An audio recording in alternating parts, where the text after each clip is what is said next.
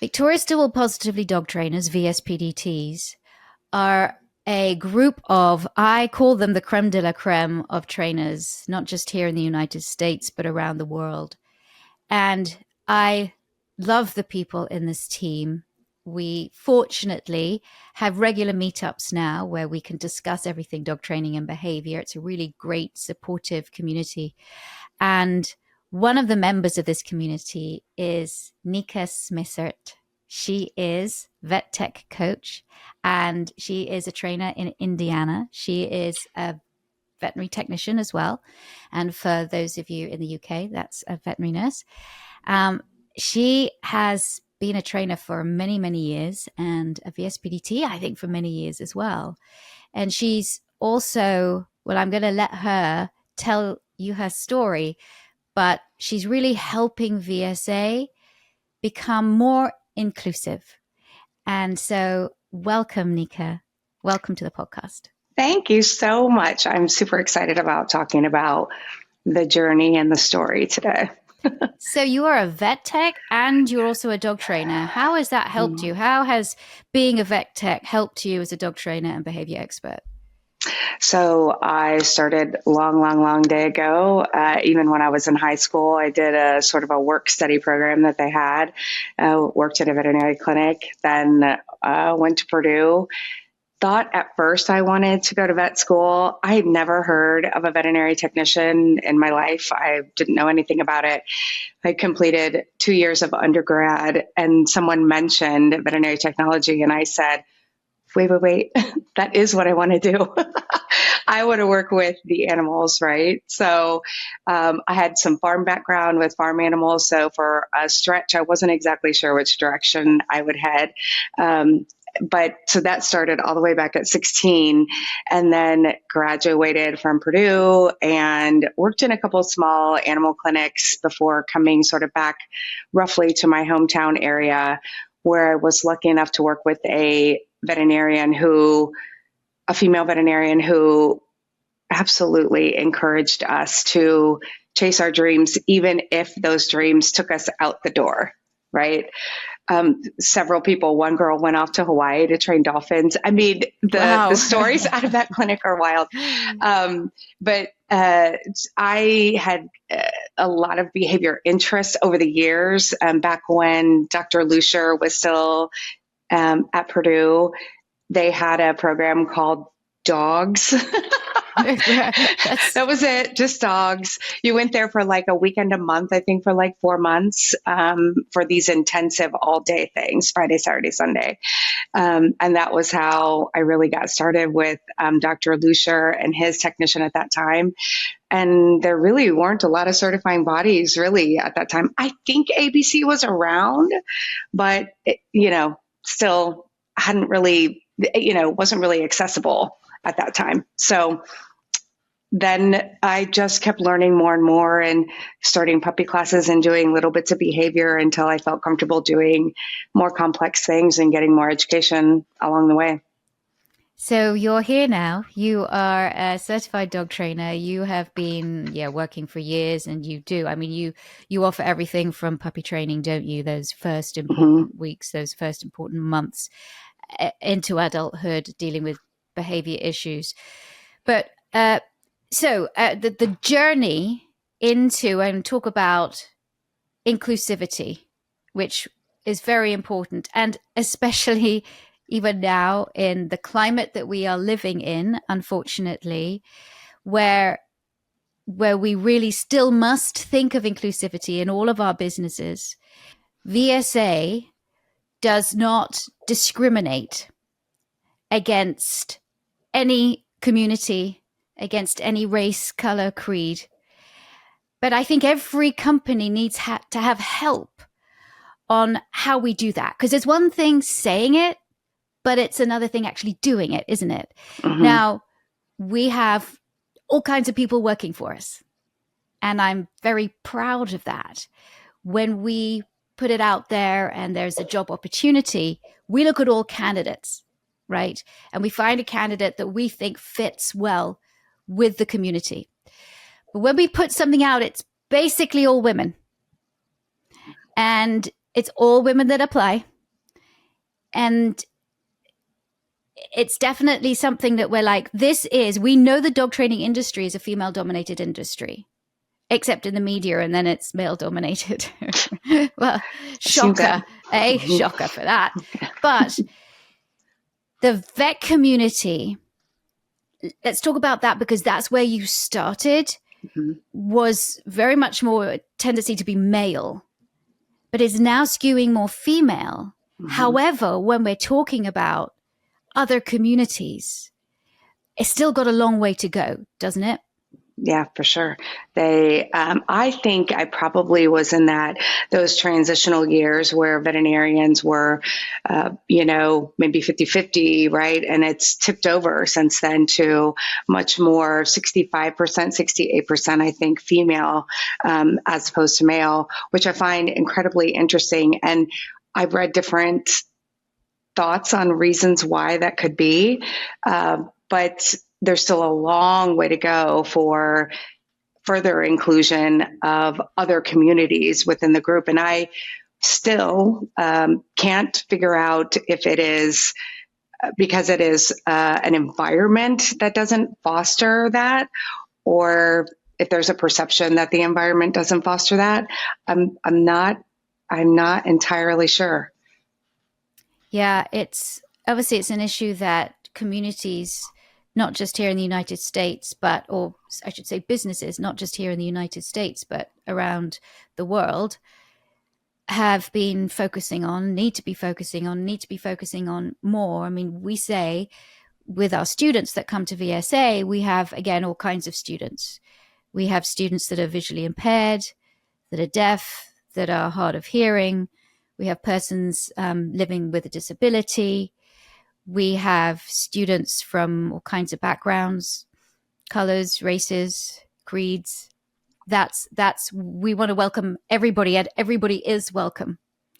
We support the LGBTQ plus community. We have people working for us that are part of that community. And I feel like with a community as varied as that, I feel like we are better for it, as in we can see things from others' perspective, something that we might not have thought of before, but we can be educated about it. So but this is now. When we started, right? We started and we didn't have any accommodations for people that were deaf. And then we had a student apply. And her name was Leah. And she opened our eyes to the possibilities, but also, what was lacking and what we could do. She empowered us. And because you are hard of hearing, and because you understand that, you became her faculty advisor, and were able to help her, help us. And now we are able to welcome deaf students. So tell us about Leah and about how you helped her. She's an extraordinary woman, by the way. And we're going to have her here on the podcast, I'm hoping next month. Yes. Hopefully a part 2 to some of the things we'll talk about today. Yes. So I had been learning ASL during COVID. That's American Sign Language, isn't it? Correct. Yeah. Okay. So Canada uses primarily ASL, United States. So ASL is English, essentially English Sign Language, but there's over 300 different versions of sign language. So so I had been learning ASL for a couple of years. Through, looking back now, I call it club learning. So I was, finding people online that maybe had different levels of learning and, going to class each week online and meeting new people and getting an opportunity to practice. But there isn't a strong deaf community here, which, I've since learned is super important to them to have a strong community of people that they know that they can go to for their doctor, all different kinds of things, right? And lots of times those do revolve around universities or other deaf schools. So Indianapolis has a school for the deaf as well. So there's a good deaf community down there and access for them in different areas. So I had been learning ASL for a couple of years and thought I was doing pretty good. And it was like, I don't want to discount that, but if you're not using it every day, it's not something that you can become easily fluent at, especially if you're not speaking to other native signers. I'm talking to other students a lot of times who are also learning. So when you reached out and said, hey, we have a deaf student looking to apply. Do we have anyone that knows ASL? And I'm like, I do. And I'm the kind of person that like, sure, let's give it a whirl, right? So I meet her, and really quickly in that first session, she says, you're a beginner. And I'm like, ooh. Wow. So I felt myself, get all hot and, like, oh my gosh. But I think there's something, and I've heard this before from other people, there's something about my personality or how I present myself to the world that is genuine to people. And I really wanted to be a person that, she could trust and was safe. And I really wanted to help her through this journey. So we were able to organize an interpreter to use. And it still allowed me to practice my sign and read ASL well. The interpreters, a lot of times there were two of them because we would meet for an hour, which when you're talking about in-depth issues, so really serious topics, so universities level type things, it can be very taxing on the interpreter, not only because they may not know the signs for those particular words, or they may not even have a sign for those. So it can get really taxing. So we try to continue to try to get the same interpreter or interpreters both times, and they would kind of go on and off every half hour or so. And I was able to read sign a lot better than I was able to sign by the time we were done with her schooling. But I believed in her as much as she believed in me. There is a term in deaf culture, or maybe it's a hearing thing that we use to describe it, but it's deaf blunt. They are straight and direct and to the point. So for her to say you're a beginner was not an insult. I of course was like, oh, but it was what it was. It was just a factual statement that I was not fluent enough to hold such a deep topic for such a long period of time. I wasn't ready. So because of the relationship I had with her, I then enrolled in Gallaudet. I wanted the real deal. I want university level sign language. And I was able to complete ASL 1 through 5, and 6 hasn't yet been offered for me yet. And that has improved my ASL tenfold. All the teachers, I think I can say all the teachers were native deaf signer, ASL signers. So that was incredibly important to me. So you say parts of the course, obviously the VSA course, were more challenging. Because, yes, some of these words, maybe they've never, even the interpreters have never heard before. Right. They're pertinent to our industry. Correct. Yeah. So that was challenging in order to kind of get the information across there. Yeah. And in ASL, if they don't know a word, or if maybe there isn't a sign for it, collectively, they kind of agree that, maybe it's initials for somebody, like you became just VS, right? Like you were just VS. So you're not going to spell your entire name, but we know when you say VS, we know what that means. Got it. I see. Yeah. So that my sign was the V sign? Like VS, yeah. Yes. Oh, so okay. So this is going to be available for, video with captions for the deaf community. We only sort of put like portions of our podcast up on social media, but for this, we want to have the deaf community be able to listen to this podcast. And so That's okay. So the V, Yes. I'm putting my fingers up like this for Uh-huh. people that are listening, and then that's the S. S So like here, a fist, like a but like, fist with that. yeah. Okay, VS. Yeah. Great. And then so VSA, you just move your VSA. thumb Ha. over here. Yeah. Okay. So VSA. Yeah. Okay, I love that. Okay. Yeah. It's going to be because my husband always laughs because my fingers, I just don't know. They have the mind of their own. They always have. And it's hard for me to, when anybody does any kind of signs and it's like the Star Trek sign or the this or that, it takes me a while to get my fingers into place. I don't Mm-hmm. know. They're just stodgy. But this is cool. I just learned how to say VSA in sign language. So, Yeah. all right. Okay. Since Leah, we now have two more deaf students. So VSA hopefully is leading the way in this. Yay. We have two more deaf students, which is very exciting. So Neika, tell me about them. So one from Canada, which is amazing because thankfully she also uses ASL, right? That has been incredibly fun. And also the other thing about the deaf community is that different regions will have different signs. So sometimes like Leah signs puppy like this, like puppy. Oh, I love that. Yeah. Oh, Yeah, I know it's really cute. that's a perfect thing for a Yeah. puppy. Sometimes, like baby dog, you might sign. So we would have cute conversations about, she might sign something and Leah would say, wait, again, what was that? So we would, fingerspell what she was signing and just, oh, that's so cute. One interesting little fun fact, in Canada that we learned last week when we met was she needed to learn how to count slower apparently for something at her job. And so she says she's signing this. So she's like 1 Mississippi.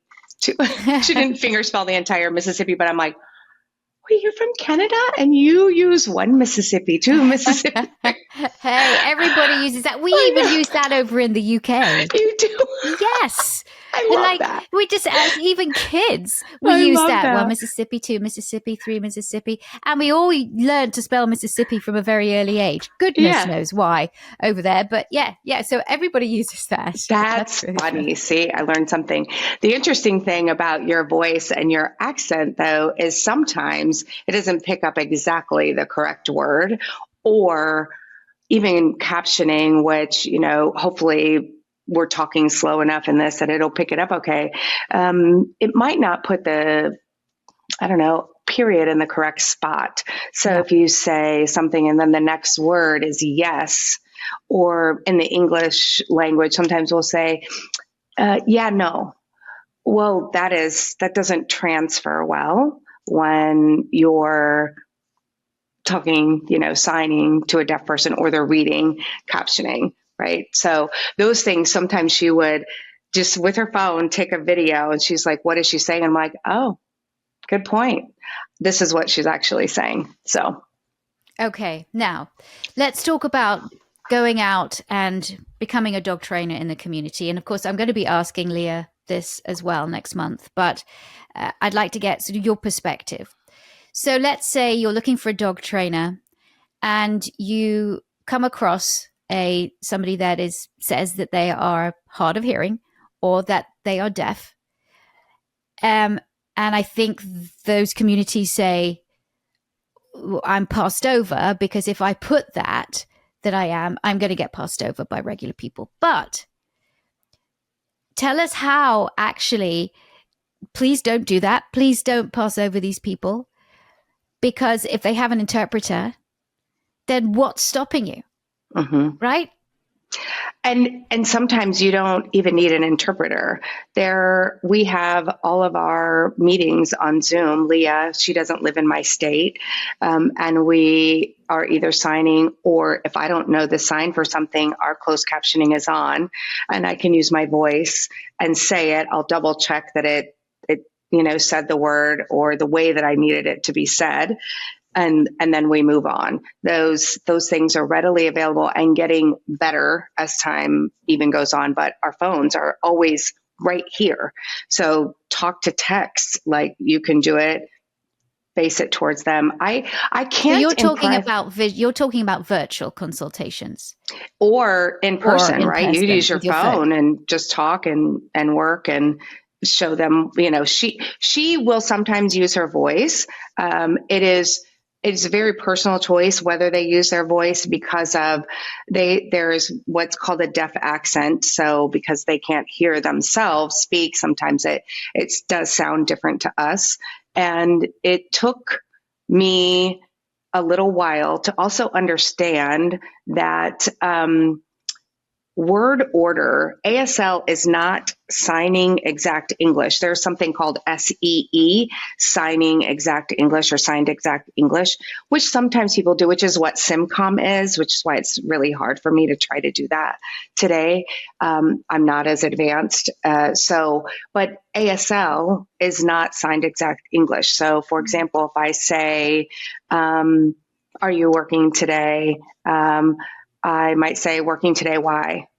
So the order, the sentence structure is different. So when they type things or, maybe talk to text, she is a teacher at a school. Let me back up. Leah, her career came from being a teacher at a school for over 10 years. So at a deaf school. So her English is very good. But for some of the deaf community, the sentence structure makes us potentially question intelligence. And that is incredibly unfair. And I don't think a lot of people understand that. They think that ASL is fingerspelling every single word, but that isn't how that works. They don't fingerspell every word. So, okay. Let's say the interpreters that you're watching on TV, right? Mm-hmm. Whenever there is, in politics, are they doing every word, or No. are they're not? Okay. No, Interesting. there's a lot of, there's not necessarily not the word the in ASL. There's, if I was said to, like hard work, would be something like that and then a lot of it in the face. So if something is big, like if we're going to have to walk really far, you're going to, your mouth and your face is going to say about that. We'll just go moderately far. We're just going to go far. Right. So my face sort of stays a little more neutral. And that is why during COVID, covering up half of your face was so hard for them. And see, I will say, I wouldn't have even known that. Mm-hmm. There you go. That's my ignorance. I remember the first few times I went back to the store and everybody was, wearing masks and I had to go to the store. Of course, I'm wearing a mask too, but the checkout person, there's not a lot of people really talking to you in the store, but the checkout person, she would say something and being hard of hearing for such a long time, I take a lot of social cues from like what their face is doing. Like if then they start chuckling or something, I'll like, ha, ha, ha. I didn't hear anything you said, but ha, ha, ha, whatever. But I could not do that. It was so hard. And I've told people this story. I said, she could have said someone passed away in her family. And I just laughed because I have no idea what you said. None, no clue. I heard stuff coming out of your mouth, but I couldn't make out not one word. So yeah, their face is really important for them. So when you see them signing, in the corner next to them, you'll see a lot of, maybe a lot of bigger movements or facial things that are happening. You see, I do enjoy watching music, right, where they're signing what the song is, but it's a feeling too incorporated in. Yes, some of them are words that they are signing, but a lot of it is a feeling, so that the person receiving that is understanding what the music feels like, right? And if I may, have you always been hearing impaired? To my knowledge, I passed the screen at birth. I don't know that they used to do it back then, but I was diagnosed as hard of hearing when I was somewhere around 12 or 13 when they do it in school, where they would take you and, beep, beep, beep. And I pretty well knew then that I pretty well knew I failed. So I'm like, wait, I don't know. Did I just hear it again? So somewhere around that 12 or 13. And went to the doctor and to the audiologist, I believe, or ear, nose, and throat. And he said, she'll be deaf by 18. Not one conversation about ASL, not one conversation about the deaf community, but fit me with hearing aids, which back then were essentially, what do they call that? Where it just makes everything louder. So although when I went to college and I was in these big, auditorium rooms, right, and the instructors down there, that did help because it's just a big, loud room. But when then someone would be next to me with rustling their paper, I'm like, because of your hearing aids, because it was so loud to you. So loud. And I don't hear a lot of little sounds, so when the dishwasher's done, I don't hear that. And so when you're able to hear it, it feels, there's just a lot going on. It's a lot for your body to have to sort of take in. So my guess is I had it even before that. So. And what was it like to you to receive that diagnosis? Did that say a lot about maybe growing up, of the things that you hadn't realized, but actually it made sense? No, except that my family felt really bad for, being angry with me for saying what so much and going in the bathroom and a little bit more forcefully cleaning my ears than they probably should have, because I wasn't, paying attention. Or listening. So I do believe that sort of was like, oops. Yeah. And I didn't know either, right? I thought, oh gosh, I need to pay attention more. But looking back, of course, and even now, I a lot of times will lean to look at people's faces so that I can see their lips moving to sort of finish the little pieces that I didn't get put together. And can you read lips? Some, but reading lips is only for those even that say they're really good at it, 70% accurate. Interesting. Okay. Yeah. Oh my gosh. Yeah. You're teaching me so much today. I'm so glad you're on here. Okay. We're going to take a quick break. And then when we come back, I'd like to discuss A, your book, and B, the course that you have put together. Yes. We will be right back. Welcome back to the podcast. I am so excited about this book. This is the Puppy Progress Planner, and I'm going to hold it up. And Leah's business, dog training business, is born to be dog training. And of course, Neika's is vet tech coach.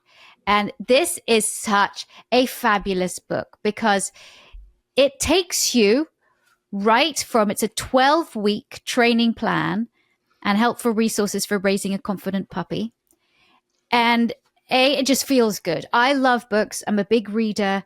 I do listen to some books, but I love the feeling of books in my hand. I love the smell of books.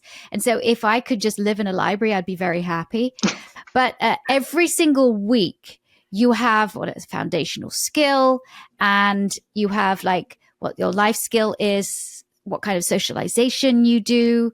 Then you have what enrichment are you going to focus on that week? And you go through these 12 weeks. This tracks your dog's milestone with progress trackers. I mean, it is just such an interactive, beautifully put together, fabulously illustrated, easy to use puppy planning book. Tell me about what was it that made you and Leah do this? Oh, and you can get this. You can get this on Amazon and other places too.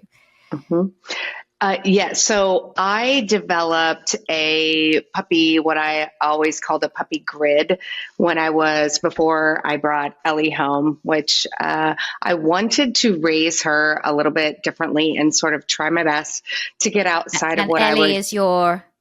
Yes. So she is my service dog, sort of. I am basically practicing with her for hearing support.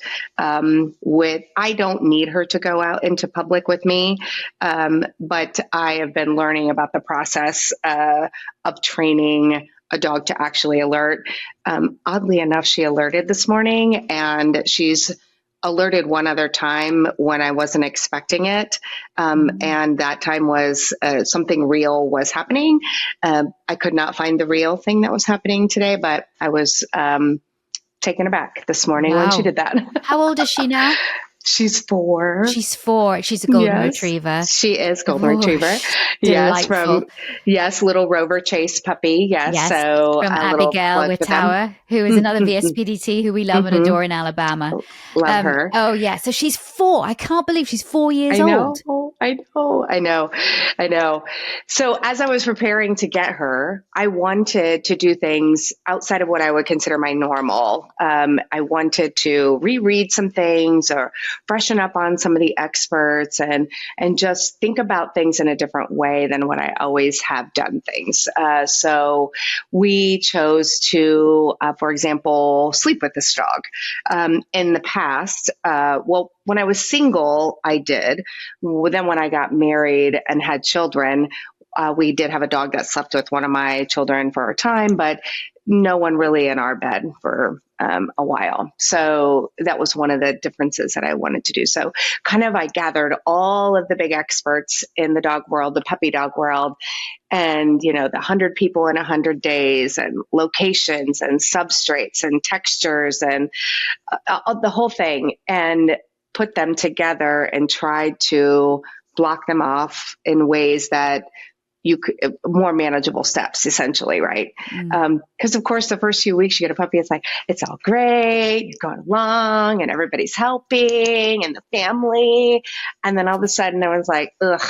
Yeah. Yeah. The The novelty honeymoon soon is wears off. over. That's it. So mine hung on my fridge so that, I took her to the car wash today. Plus it was COVID. So I took her through the car wash today. I took her to Ace Hardware, which is one thing my husband would do. Like he'd look real quick and say, oh, I got to run down there. I'm going to take her with me. Okay, great. She doesn't actually have to physically be touched by anyone for all this to be beneficial, as we know. So essentially I put together those things. And also I really wanted to impress upon my clients moving forward too, how important it is to the foundational stuff is way more important than the obedience. How many people would call like, I need my dog to learn sit, down, and stay. Yeah.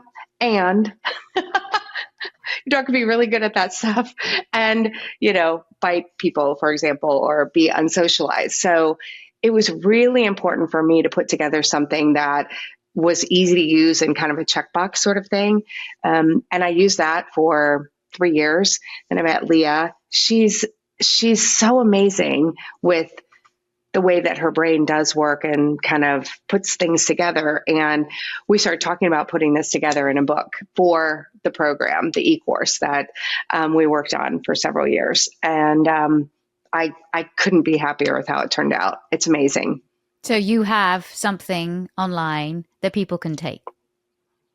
Yeah, Leah, Born to Be Dog Training, has the e-course that was just launched this month after heading out to California last year to be in a studio recording dog training videos, which, by the way, wow, very hard. Very, very hard. Yes, it is, isn't it? The studio is really small. They try to make it look big on camera, but it's really small and the dogs are distracted. There's people everywhere. Yeah, welcome to my world. Right. Right. Yeah, very different from very different from, being in someone's house and, of sort of a more controlled environment. But it was 3 days of, it's 16 hours easy each day. It was hard work. And so finally released this month. I'm super proud of her. I was along for the ride. I give her all the credit of, the majority of the big picture of how this was all going to go together. Now, if people want to find it, where do they go? borntobe.com on her website. It will all be there. There's a big masterclass that is there that they can do all of the modules, including reactivity, puppy stuff. There are several that are separate modules, like a puppy module that is there. And it is so good, so inclusive, not only, captioning, but signed voiceover on the videos as well as Mm. captioning on the bottom. Because as maybe people aren't aware, it really is hard to read the bottom and watch what is happening at the Oh, yeah. same exact time Yep. when you're Yep. the learner. It's a Yep. little different when you're, taking in information like on a news where there's an interpreter there and you're taking in the information, but not necessarily also having to watch something and see what they're doing. So, the where we did the videos, the studio that we did them, they were really good about putting the noises in there when the clicker clicked. That was even there. I did some of the voiceovers as, Leah had tried to record some, but she can't hear when there is background noise in where she's at, right? So she kept having to redo that. And I said, just let me do them. I will do them. So it was really good. How exciting. And this is available to Mm-hmm. anybody. Mm-hmm. Absolutely. Yeah. I would absolutely recommend it, certainly for the deaf community, but anybody. It doesn't certainly have to be anybody that's deaf at all to benefit. It is an inclusive program for sure. And again, the way that her brain works and some of the visuals that she used when we were in the learning part of the modules were like, oh, I like that. Such a great idea. Mm-hmm. Yeah. How incredible. Look, I feel very honored that she chose to come to VSA. She chose to, and bore with us, as it were. She did. She was basically had a lot of she stuck at it on encouraging us that this is what we needed to do. And, right there, we didn't have the bandwidth to do it. Yeah. Nor did we have the people that would be able to help us do it. And then, of course, Neika, you stepped up and you were able to be that bridge that now has enabled VSA to be a place where, as I said, everybody can come, but where we are accessible to the deaf community. Mm-hmm. And with you, Neika, and then with Leah, and now our deaf students, this is what makes me smile about education, because somebody that, has been blessed with good hearing and good eyesight, and, that we just go about life not really thinking about what it's like. And I do have to say this, I'm not putting this on the same level whatsoever. But when I got into my early 20s, something happened to me that changed my life and my ability to be able to do things. Right. And that's something that's pertinent to me. And, maybe one day I'll talk about it, but I'm not ready to talk about it right now. So, but for the first time, I experienced what it was like to have people question what I could or couldn't do and look at me differently. Mm-hmm. And maybe now everybody's going, oh my God, what's wrong with her? But as I said, one day I'll talk about it. And I suddenly began to think, wait a second, I guess people have the best intentions, but actually some of the time, would you just shut up? And then secondly, what you've said is just really insulting and you didn't know that. And now I'm very conscious about being the same, using the right words. And, I want to be as inclusive as possible. VSA does. We want to welcome everybody, students, faculty, advisors. We want people to feel accepted and safe here at VSA, but we still got learning to do. And I think it's really important that businesses like ours go, okay, please, people, would you tell us how to do it? And we'll do it to the best of our ability. There might be some things that we just don't have the bandwidth to do right now. But please don't think we're not going to be able to do it, because we're going to find a way, find people to help us to try. Mm-hmm. Yeah, your reach is so far, right? And the one thing that I can say, that since knowing Leah, and she is so good about asking There have been days or, maybe she texted me and I said, I'm having a really bad day or, whatever. And, she would say, if there's something that you would like to talk about, I'm here.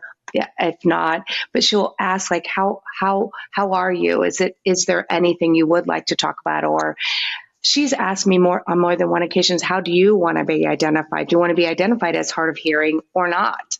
Right. So for some of the, titles on the course and things. So even before we started this, you did that. You asked like, is this the correct word? Is this right? And I think that's the curiosity that is so needed in it all. If they felt like meaning I'm going to say the deaf community felt like we were genuinely curious and genuinely wanted to help, that it would make this so much easier. But so many times someone, reaches out and then closes the door on them without even finding out more information. Well, I don't think you can do that. There were some things I had mentioned before about, demand barking with her. It's a demand. I said, oh, turn your back. That doesn't work. That does not work for a deaf human, right? Like turning their back to what? To when? They can't hear when the dog stops barking to turn back around, right? So, and in some ways, in a lot of ways, her timing is way better than mine, right? Like because she's only focused on what she's looking at and she doesn't even hear some of the things in the background that distract me a little bit, right? So it's fascinating. And I think a great conversation about inclusivity, the curiosity is what we all need. Ask more questions. I think curiosity across the board is vital. Mm-hmm. Curiosity, there are various factions that don't want you to be curious, that just want you to follow along like sheep. No, you've got to be curious. That is your power. I feel like curiosity is your superpower. Whether you feel that you are marginalized, whether you feel that you're not listened to, whether your government is telling you that you are less than. No. Your curiosity is your power. You learn, you read, you do courses, you investigate topics that you become informed. That is your power. That's what a lot of people, they don't want, especially if they don't understand you. We know that as sort of women, we're kind of have been marginalized for a long time, right? And we try to fight for equality in our work, for equality in everything, especially in the entertainment industry, Neika. I mean, when we're talking about equality, there is really no equality. There is not a lot of female dog trainers out there that have achieved what I have, that are out there in the media. But there are lots of males, aren't there? Yep. Because that's the entertainment world. That's the producers. They choose male. And we're not just talking about male producers choosing male producers choosing male hosts, I should say, for want of a better word, or experts. No, it's female producers choosing male hosts. And I don't think they really understand or realize that they're doing it. And then as a woman, the older you get, the harder it is, because now you're sort of on the shelf and you're not useful anymore. So it doesn't matter. We've all got to be, regardless of where we are and who we are and what we have and what we don't have, that curiosity is what we all have and what we all have access to. And how fabulous when you realize that. And I said to my daughter, I was like, when she was having some challenges at college, and everybody else seems to be these confident, great actors and blah, blah, blah. And she's a thinker. She's an academic. She's brilliant and so talented. But she's like, why, what can I do? And I was like, do you know what you have on your side? You have curiosity. You have that ability to learn, to absorb, to put yourself out there and to attain new knowledge. How amazing that is. And I feel like that has been VSA's superpower, is to say, hey, we don't have all the answers. We are curious. We're going to keep evolving and we need your help. Yep. And so I want to say, I'm so excited to have Leah here next month, but I want to say thank you to Leah. Thank you to you. And thank you to all of our students who've come to our course to say, hey, you could do this. You could do that. Yep. You can make it better that. You can make me feel like this. And as I said, our visually impaired student, she was in our in-person track in 2024 actually, and she was amazing. And she was there, and she came and did our in-person session, the 6-day in-person session with me and her fellow classmates, and she was incredible. Mm-hmm. She was incredible, and and just told me, just was educating me, like Absolutely. how I needed just to teach in front of her, what she needed, where she needed to be placed. That's all because I don't know. So and I just went on this diatribe, but Neika, it makes me excited. For sure. For sure. And I also, along, adjacent to this a little bit, is that although, the deaf community, visually impaired community, they certainly need, to maybe point out like me, right? Like, oh, you're a beginner, right? But I also very well understood it wasn't her job to teach me, right? It's her, it's still my course to do the work, right? I have to do the work. And in a lot of other marginalized communities, I have learned to just zip the lip and be quietly watching, right? Learning, quietly watching and figuring out like, okay, like the Gallaudet thing. I did ask her for her advice on like, what about this school? What about this school? But it wasn't her job to finish teaching me, right? Absolutely is not. Yeah. And I would say VSA has done a really good job. Like, I think at first, like, oh, wait, I don't know exactly how to do this. And then there have been some suggestions along the way that you guys have met the needs for and risen to the occasion. And then it starts to sort of snowball in a good way. Towards like, oh yeah, wait, now we need to do this. Like this podcast today, having it available on video with closed captioning is a great example. Captioning your videos on TikTok and other locations where they can read them, right? And how many of us anyway, just read it, when you don't want your sound on anyway. Yeah, right. Exactly. When you're at work and you're like, I hope nobody's watching me, but I'm just going to do some scrolling. Yes. Which I love. Oh my gosh. Neika, thank you so much for. Thank you. Thank you. And don't forget, it's the Puppy Progress Planner. You can get it. Where are the best places to get this? Amazon right now is really the only place to get that. Okay. And Leah Bornstein, Neika Smessaert, Puppy Progress Planner. You can get it in hardback or soft cover. And I like the soft cover too. It's very interesting that you say that. I don't know, the feel of it is kind of... it's so soft as well. Yeah, I know. It's kind of funny. But thank you so much, Neika, for joining me today. And as I said, next month we're going to have Leah, and I'm very glad that this is going to be available in video as well. And yes, thank you for taking the time, and also for taking the time with VSA. And also thank you to Leah. And this is the Puppy Progress Planner. I'm telling you, everybody, you got to go out and buy it because it's really going to help you, especially if you have a puppy. But I think this is also really important for trainers to buy it, to take a look at it as well, so that you can recommend it. Thank you so much, Neika. Thank you. Thank you for having me. All right. That's another podcast done.